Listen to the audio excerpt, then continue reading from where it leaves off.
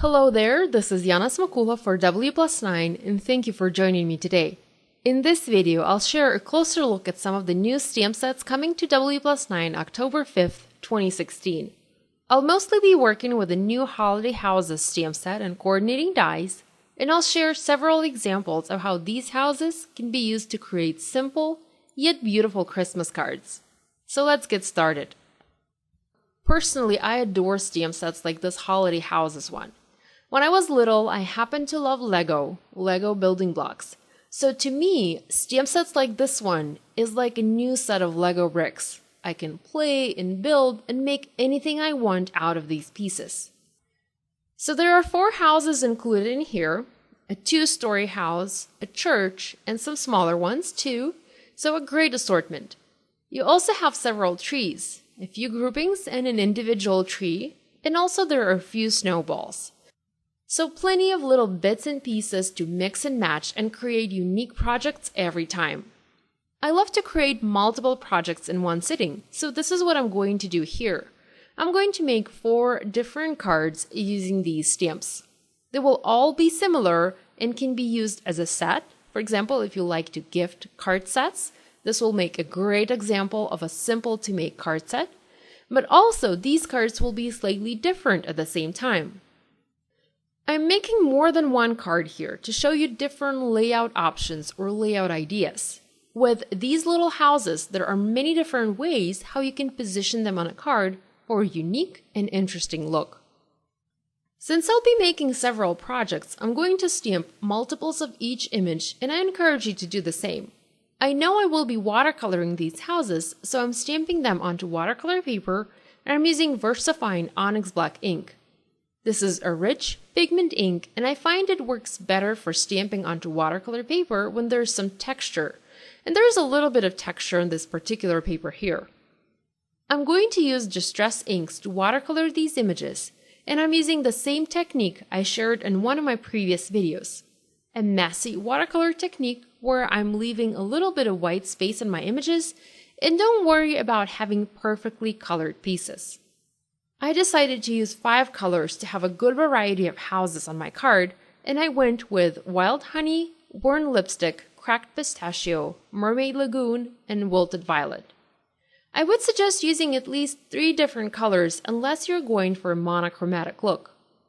Now there are many different ways you can color these images.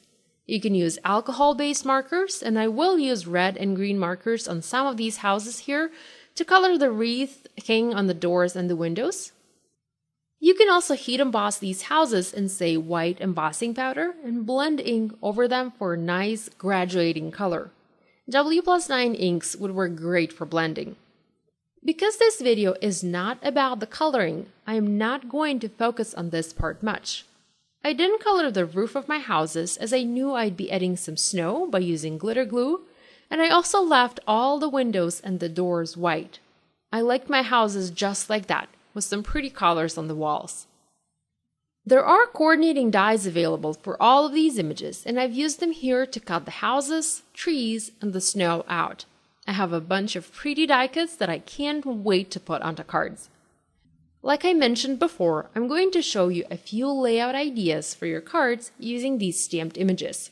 The first one is to create hills or slopes and place a few houses onto these hills, imitating a neighborhood. What I'm doing here is just sketching hills onto a piece of printer paper. I'm going to use my scissors and will cut those out to use as masks. You can also use dies if you have dies for this, and simply cut those out of paper or maybe even masking paper. I've already created an A2 top folding card base, and I've used WPlus9 Dove Gray cardstock. I'll be using it for all of my projects today, and I'm going to place my mask one at a time and will blend white ink onto the card base to imitate snow. Now, this is a very light gray card base, so this white ink will not show much on the card, but it will be visible in real life. Notice how I'm adding ink here. I'm not blending it, but I'm pouncing it onto the card for the most part. And when I remove the mask, you can clearly see the 2 white hills blended onto my card base. I'm going to arrange a few houses here. We'll add some trees and some snow, and will adhere all of these onto the card base. I used regular adhesive as well as foam adhesive to pop some of the elements up and add dimension to my card. To create a sentiment, I'm using Be Merry Sentiments stamp set. I've already die cut a banner using a coordinating die. I'm not using a stamp that goes with the die, just the die on its own, and I'm going to blend tumbled glass distress ink onto my die cut and add a little bit of color. By having the die placed over the die cut, I'm protecting a tiny white border around my ink blending, and I'm making this piece pop. To finish my sentiment, I stamped Be Merry using black ink. I trimmed the right end of the banner and foam mounted it onto my card. So this was idea number 1. For idea number 2, I cut another hail out of paper. This time I cut it out of my good white cardstock. I stamped Christmas Wishes sentiment, and now I'm foam mounting it onto an A2 top folding card base. Now I didn't have a die to cut this hill out, so I just traced a plate and cut the hill out using my scissors. Once I foam mounted it onto the card, I added several houses. I went with a 2-story yellow one, a blue house, and a green church. I added some trees and snow, and that finished the second card idea. Very simple and easy to mass produce. And by the way, I added a double layer of foam adhesive to the yellow house to pop it up even more on my card. Let's move on to idea number 3. Once again, I have a dove gray A2 top folding card base.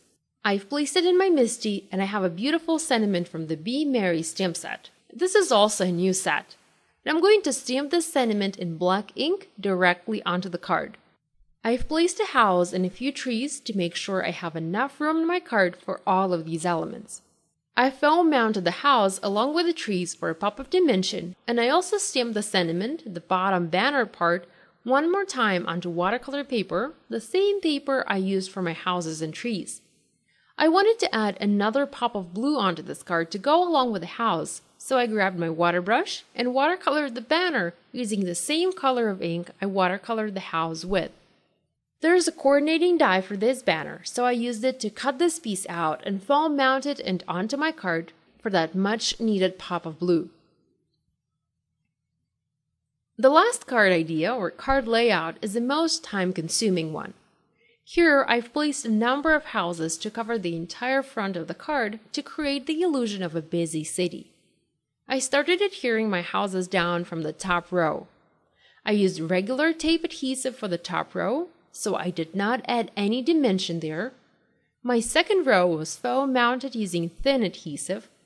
These thin adhesive squares are about half as dimensional as regular foam adhesive ones, and work great when you want to have different height on your project. Row number 3 was foam mounted using regular thickness foam adhesive, and finally row number 4, the houses were foam mounted using double thickness of foam adhesive. I doubled up on foam adhesive squares when I foam mounted them. For the trees and snow, I used just one layer of foam adhesive here. To add a sentiment to this card, I heat embossed a banner and also Be Merry using white embossing powder onto a dove gray cardstock. I cut it out using a coordinating die and foam mounted onto my card. You might have noticed that some of my houses had a bit of glitter on the roof. With small images like these, little details are important. I used Stickles glitter glue and added beautiful shimmery snow to each of my houses. I also used a white gel pen and drew in little colored lights. They ended up being white for the most part, as if they were covered in snow. And on some of my houses, I also used Copic markers and colored the wreath and bows. I hope this video has given you a few ideas as to how you can use one stamped element differently or in different layouts on multiple projects. Thank you so much for joining me today. Be sure to check out WPlus9 for more creative inspiration. See you next time. Bye!